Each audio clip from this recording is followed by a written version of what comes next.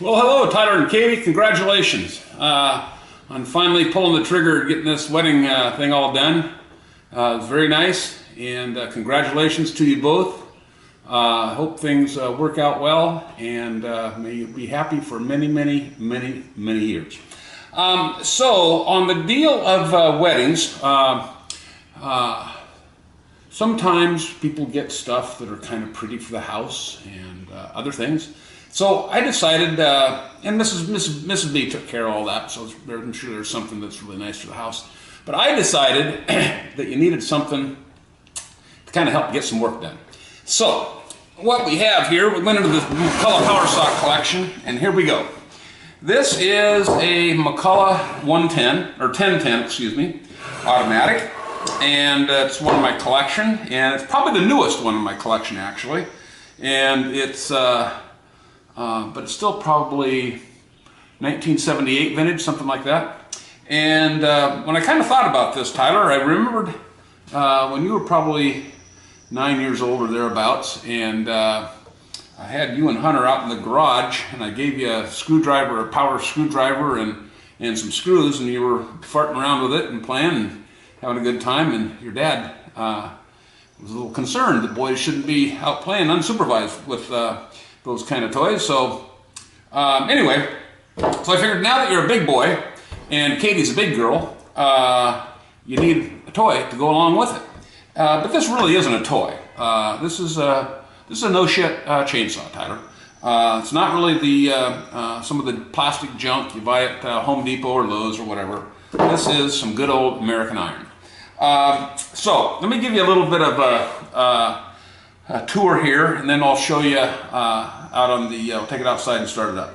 So got the little chain sheath here. It's a little bit chewed up, but it's got a sprocket nose 16-inch, 18-inch, or whatever it is bar. This chain is a semi-chisel chain, and it's sharp. So I just sharpened it a little bit ago, so and I've tried it out, and it's sharp. So it's got a sprocket nose bar, and this is where you put in the gas. This is the chain oil. There's an oiler in here that puts oil on the chain. You can also do it via this button here. Push it in and it pumps oil onto the chain, so you want to do that. And here's the on-off switch, throttle. And this one has a chain brake on it. This is the only saw that I have that has a chain brake. And this is a safety mechanism that came along in the late 70s, early 80s, I suppose. And most all saws now have them of some shape or form. But this was the only one that I have that had it. All of mine are older, and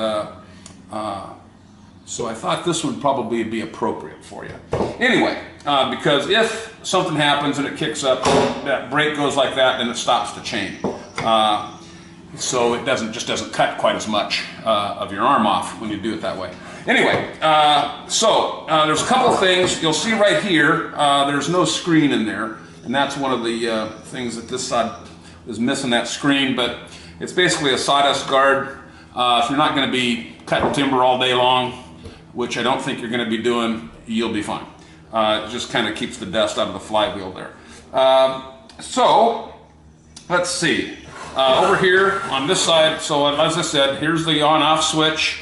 That's on, off is forward. Here's the choke. When you're starting it cold, you pull the choke out, give it a few pulls, push the choke in, it'll start. And this is the dog or spike to hold in the tree as you're cutting it, what have you. The one thing you want to do is make sure you keep it out of the dirt because it gets dull. And a dull power saw is a bad deal. Actually, believe it or not, if they're dull, they're more dangerous. So you want to always keep your saw really sharp. And the best way to ensure that it stays sharp is to keep it away from rocks. If you do need to file it, I might have a file here, I'll throw in a file too. I think it's this chain uses a 3/16 round file. I've got a couple, so I'll throw one in. Anyway, the other thing is it uses mixed gas. Do not, I repeat, do not use just straight gas out of the pump. That will make this saw stop running and it'll burn it up. And that's not a good deal, because then you got to take it all apart, put a new piston in it, and fix it. Trust me, I've done that a few times. Well, I haven't run them with straight gas. Other people have. So anyway, what do I mean by mixed gas? All right, this here is Stihl premium 2-cycle oil, and you can get this in very small little containers. Probably this will make 50 gallons. This gallon will make 50 gallons of gas, and that'll last a long time. So you don't need anything this big. But what I would suggest you do is find you a gas can about this size, a 1-gallon gas can. Because unless you're going to be cutting all day long, 1 gallon will last you a long time, and the likelihood of the gas going bad is less, etc., etc., etc. So I'd find you just these are a few bucks at Walmart or where have you. Get you a 1-gallon can like this. And when you mix it, you put about 3 ounces of this stuff in it. Or you can find these at Home Depot in different sizes. This happens to be Stihl brand. Husqvarna brand is usually probably what they have at Lowe's or Home Depot, whatever. But good 2-cycle oil, and mix it about 3 ounces to 1 gallon of gas, and that will give you about a 40-to-1 ratio. That's 128 ounces per gallon, Tyler, divided by 3 ounces makes it about 40-to-1. Now this stuff, most chainsaws these days run on 50-to-1 mix. I give the old girls a little bit of extra oil. They kind of like that a little bit. So I give them a little bit extra. The other thing, so that goes, this is the fuel tank here. So always make sure you use mixed gas, no straight gas. That's bad news. All right, and then here for the chain lubrication, use bar and chain oil.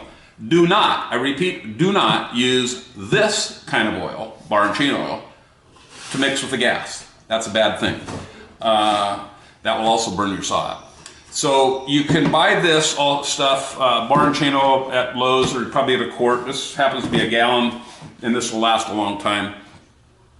So you don't want this much. Just get a little bit. You have to, every time you put gas in it, also check and top off the chain oil.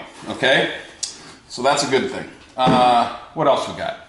I think that's it. So you usually keep this on it. Kind of keeps the chain from banging around. We'll take it outside and I'll show you the starting protocol. It's not complicated. Always make sure the switch is on. That's a good thing. They're very hard to start when the switch is off. And usually pull the choke out.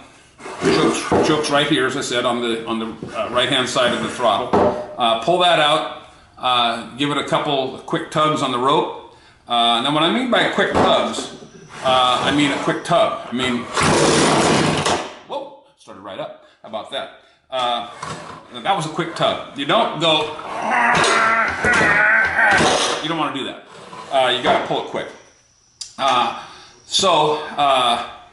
think that's it. Let's see, what else we got? Oh, I would be remiss, my legal team would be remiss if I didn't do a total disclaimer of all liability from this day forward with respect to the saw.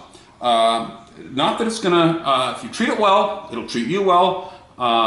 Make sure you use safety glasses, make sure you have gloves on, make sure you have hearing protection, and always have good shoes on. Work boots would be good. Highly recommend that you do not, I repeat, do not use this saw with flip-flops. Bad combination. Or typically shorts even. But usually long pants, good work boots, gloves, hearing protection, eye protection. Those are all very good things to have.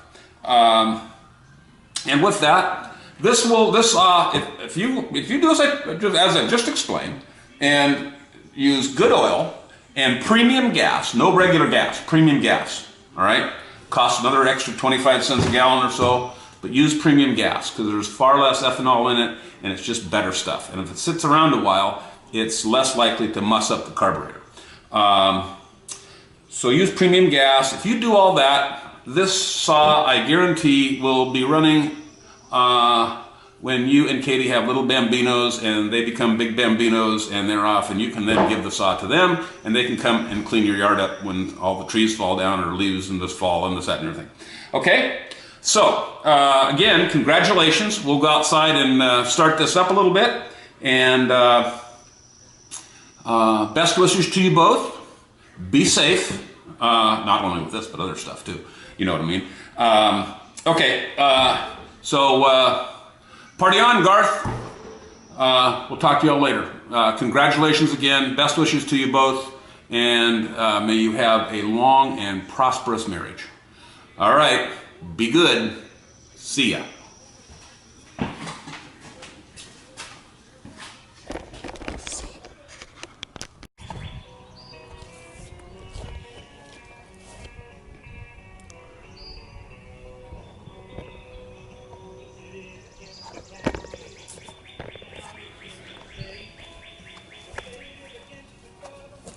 Okay, here we are.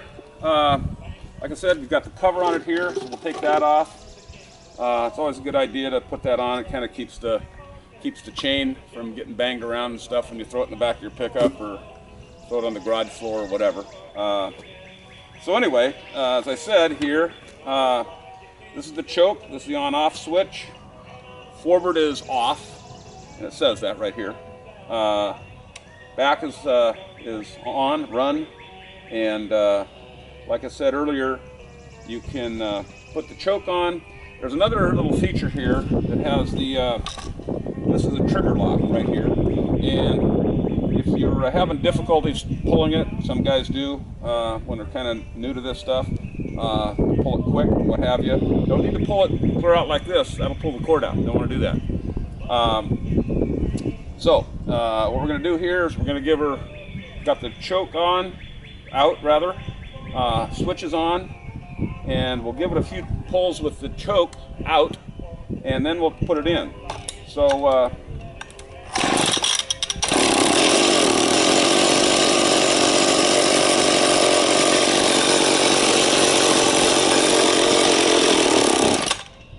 what I did, it's not warmed up yet. When it warms up, you can put that chain brake on and it'll keep the chain from turning.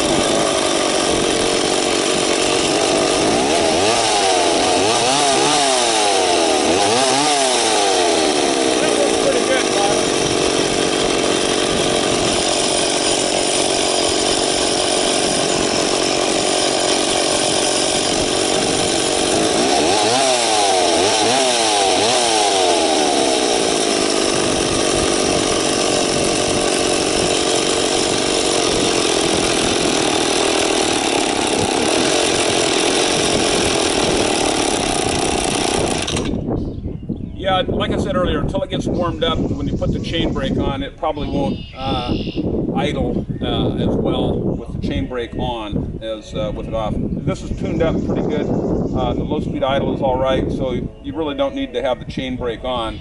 But as you can tell, it'll idle pretty well without it. So you can kind of tell, you really don't want the chain moving too much, and you can tell here that the chain's not moving when it's idling. So.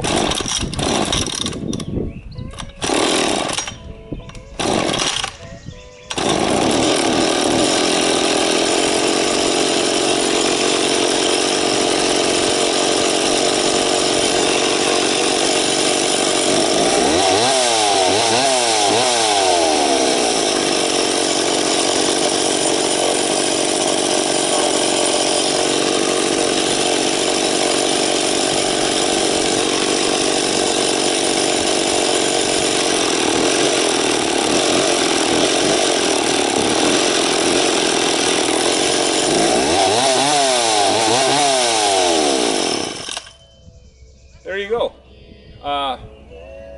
So Tyler and Katie, congratulations. use this to keep things cleaned up around the house when you have some trees falling down or something like that, and it'll treat you real well. Even though this saw is already probably hitting 40 years old, it'll last a long time if you take care of it. The other thing to do is make sure you don't put it behind your car or your truck, because that's a good way to mess them up, and it's happened a couple times, so I don't recommend that. So always put it up on a stump or up somewhere where you're not going to run over it, because it really makes a mess out of it. Anyway, hope you all enjoy it. Again, be safe. All right, take care. We'll see you later. Bye.